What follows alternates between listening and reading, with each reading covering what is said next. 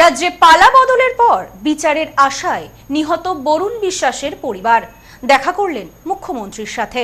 সদ্য লন্ডন থেকে চোখের অপারেশনের বিশেষ প্রশিক্ষণ নিয়ে ফিরেছেন ডাক্তার মোনাজির হোসেন। বনগাঁতে এই সর্বপ্রথম কোলফেকো, টোরিক, মাল্টিফোকাল ছানি অপারেশনের জন্য আসুন বনগাঁ আই কেয়ারে।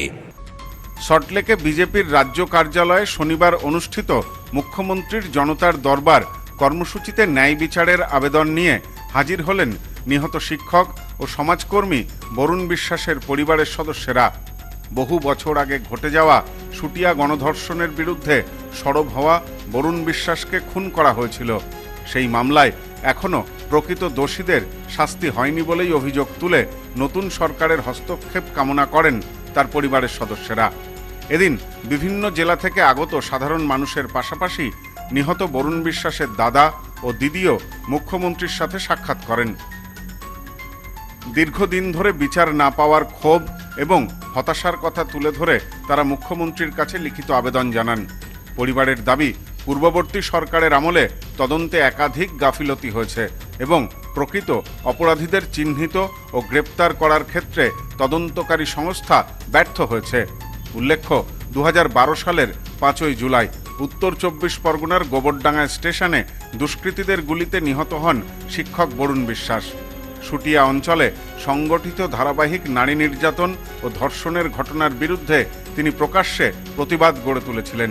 এলাকায় সাধারণ মানুষকে সংগঠিত করে অপরাধীদের বিরুদ্ধে সোচ্চার হওয়ার কারণে তিনি দ্রুত পরিচিত মুখ হয়ে ওঠেন।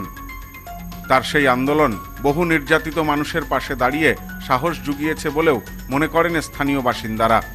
মুখ্যমন্ত্রীর সঙ্গে সাক্ষাতের পর সাংবাদিকদের মুখোমুখি হয়ে বরুণ বিশ্বাসের দিদি প্রমীলা রায় বিশ্বাস অভিযোগ করেন, তৎকালীন সরকারের আমলে তার ভাইয়ের হত্যাকাণ্ডের তদন্ত সঠিকভাবে এগোয়নি। তার বক্তব্য, আমার ভাইয়ের খুনের ঘটনায় জড়িত সকলকে এখনও আইনের আওতায় আনা যায়নি। আমরা চাই নতুন সরকার এই মামলাটি গুরুত্ব সহকারে দেখুক এবং প্রকৃত দোষীদের গ্রেপ্তার করে কঠোর শাস্তির ব্যবস্থা করুক।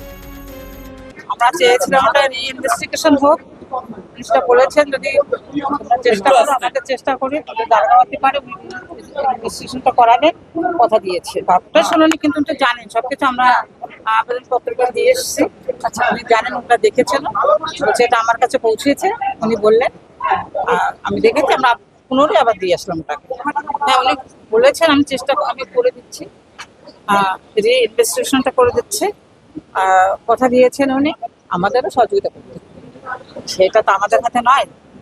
আমরা মাননীয় মুখ্যমন্ত্রী শুভেন্দু অধিকারীর কাছে এসেছি, 14 বছর অপেক্ষা করেছি। আর দেখা যাক, আমরাও দেখি। সে অপেক্ষা তো আমাদেরই থাকতে হবে, কারণ এই 14 বছর অপেক্ষা করতে হয়েছে। বিগত যে সরকার, তিনি যেটা করে গেছেন, তিনি নিজেকে মাটি মানুষ বলেছেন, উন্নয়নের মন্ত্রী বলেছেন, কিন্তু তেনারা কি করে গেছেন, বরুণ কেন খুন হয়েছে, সেটা এখন মানুষ বুঝতে পেরেছে। এখন আরো ভালো করে বুঝতে পেরেছে। তখন বুঝতে পারলো বিচারটা আমরা কেন পাইনি। কারণ গুন্ডারা যদি রাজ্য চালায়, খুনিরা যদি রাজ্য চালায়, সে রাজ্যে বরুণীর বিচার হয় না। মুখ্যমন্ত্রী মমতা বন্দ্যোপাধ্যায় কখনো দেখা করেছেন আপনার সঙ্গে? কোনোদিনও না দেখা করুন। তাছাড়া আমরা যন্ত্রমন্ত্রে গেছি, আমরা রাষ্ট্রপতির কাছে গেছি, আমরা রাজ্যপালের কাছে গেছি, আমরা স্বরাষ্ট্র মন্ত্রকের কাছে গেছি, আমরা মহিলা কমিশনের কাছে দিল্লিতে, তারা রিমাইন্ডার দিয়েছেন। মুখ্যমন্ত্রী কোনো দিন সেটা ধরেও দেখেনি, আর আমরা জানতেও পারিনি, কোনো রেসপন্সই করেনি। এই তো মুখ্যমন্ত্রী ছিলেন, তিনি মানুষের মুখ্যমন্ত্রী ছিলেন কিনা আমি জানি না, তবে উনি রাজ্যটাকে যে দুর্নীতিগ্রস্ত করে গেছেন, শিক্ষাটাকে ভেঙে দিয়ে গেছেন, দুর্নীতি করে গেছেন, মানুষ খুন করেছেন, মেয়েরা ধর্ষিত হয়ে খুন হয়েছে, এইটাই উনি করে যেতে পেরেছেন, এটাই আমরা দেখলাম। আর সেই আমাদের বরুণের বিচার হয় না, মানে বরুণ মানে বরুণদের। পরিবারের আরও অভিযোগ, অতীতে বিভিন্ন সময়ে প্রশাসনিক ও পুলিশি স্তর থেকে তাদের ওপর চাপ সৃষ্টি করা হয়েছে। এমনকি ন্যায় বিচারের দাবি তুললে নানা ধরনের হুমকিরও মুখোমুখি হতে হয়েছে বলে দাবি করেন তারা।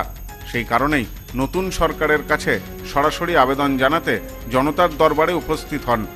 জনতার দরবারে মুখ্যমন্ত্রীর কাছে বিষয়টি তুলে ধরার পর বরুণ বিশ্বাসের পরিবার আশাবাদী যে দীর্ঘদিনের অমীমাংসিত এই হত্যাকাণ্ডের তদন্তে নতুন করে গতি আসবে।